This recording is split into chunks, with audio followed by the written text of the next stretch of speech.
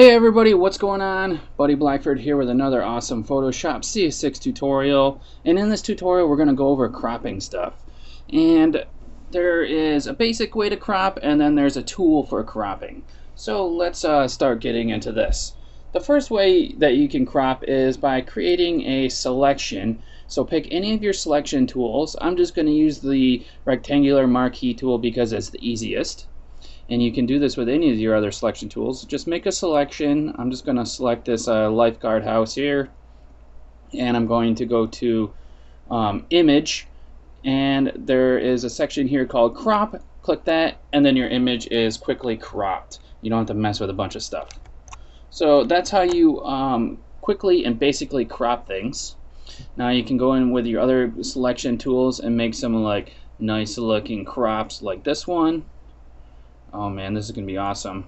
And then image crop, and then it's basically just going to crop a square out for you along the farthest edges out of your selection. So just want to make that clear to you that you just can't like crop like crazy looking things. It's squares or rectangles basically.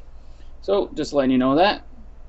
So let's go to layer, let's go to select, deselect, so we don't have anything there anymore. And we're going to come down here to the crop tool. Click on it, and we get a bunch, and you can see that in the corners we have our crop selection area. So if we drag this, and then we can drag this down some more, we have our area here that we are going to crop, and it's within this grid-like area. This is what's going to stay in the crop. So if I hit enter, it's going to crop that area, and that's pretty easy. Oops, I just went back. I'm gonna deselect because somehow I went way too far back, but I'm on my crop tool again, and the crop tool has a bunch of different options that we can use to pretty much refine what we're doing. So right now our cropping area is set to unconstrained, as we can see up here in the top. So it's unconstrained right now. Now if I open up this menu, we have a bunch of different settings. We got presets, and then we can create a preset. So if we go to original ratio, and then we type in whatever we want, 15 by 15, so we get a ratio of a crop that we can basically move the picture around into and crop out what we needed to. And remember, press enter to initiate the crop. Well, this is on 1:1 square. So if I put it on 1:1 square and I change this to like 3 and 6 or whatever, then you get that. So custom here at the top, this will come up when you just start typing your own numbers. You can make any kind of custom size you want. So let's go back to unconstrained real quick. Now new in CS6 we can rotate our crops in our crop area. So up here there is this rotate button. Click on it, and now we're able to rotate our cropped selection. It basically rotates the picture, not like really the crop, but we can still get a rotated crop. So if I hit enter now, this is what it's going to look like. And make sure that when you rotate and you crop that you don't have a bunch of nothingness in your crop. I mean, that wouldn't look too hot, unless that's your plan and you wanted to put something there, like maybe like the guy from Mortal Kombat saying toasty or something like that. So let's get back to this. Now we've got a couple other buttons up here. The straighten button, you can click on that and then draw a line to see how you want this straightened. So I drew the line, and then it's like this. So if I click on it again and draw the line, if you hold shift, it doesn't do anything this time. So you want to go by the angle that you have on the screen. So this just straightened it out a little more. So let's Control Z to go back, edit, undo, undo. It's just going to go back and forth. So because sometimes it does that. So let's get out of this crop. Can't crop the image. So what I did is I clicked on like the move tool. I'm going to hit don't crop, and it's going to bring it back to what it was normally. Now we have a bunch of different views for our crop. So when I start cropping, I'm on the crop tool right now, we got this grid here with 3 in it. And this grid here is basically called the rule of thirds grid. And when you're taking photography classes or design classes or anything like that, there is a rule of thirds, and basically you want to look that up. Actually, I'll type it up right now so you can see that I'm not making this up.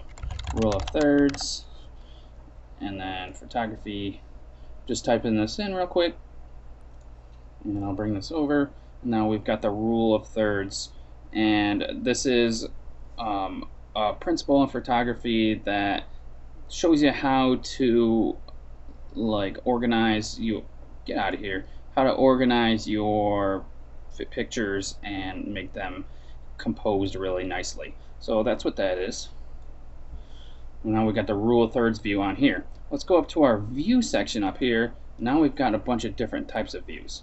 Grid, diagonal, so if you want to line stuff up. So there's a bunch of different views here. Some of them I don't understand. This one's called golden spiral. Why would you use that? I'm not too sure yet, but I'll figure it out someday. So we've got auto show overlay. These ones can be separate, clicked on separately. Always show the overlay is going to show like our different grid and everything like that. And then we got never to never show the grid. It's going to remember these for you. And then we've got to cycle our overlays. We press O. So that's kind of nice. Now for our different overlays here and our different views, we've got an options menu. If we click on the options menu, we get a couple more options that help out and make things easier for us. So let's go over those. Use classic mode. So in classic mode, you select that and you move and rotate the crop selection instead of the actual image. So if I used classic mode, and I can move this around like this, and it doesn't move like the image. So I'm just moving around the crop instead of the image. So if I go back to not classic mode, and I'm moving this around, I'm actually moving the image around this time instead of moving around the crop. So that's up to you. Not too much of a difference really, unless like, I don't know. Actually, I guess there isn't really too much of a difference. It's up to your preference.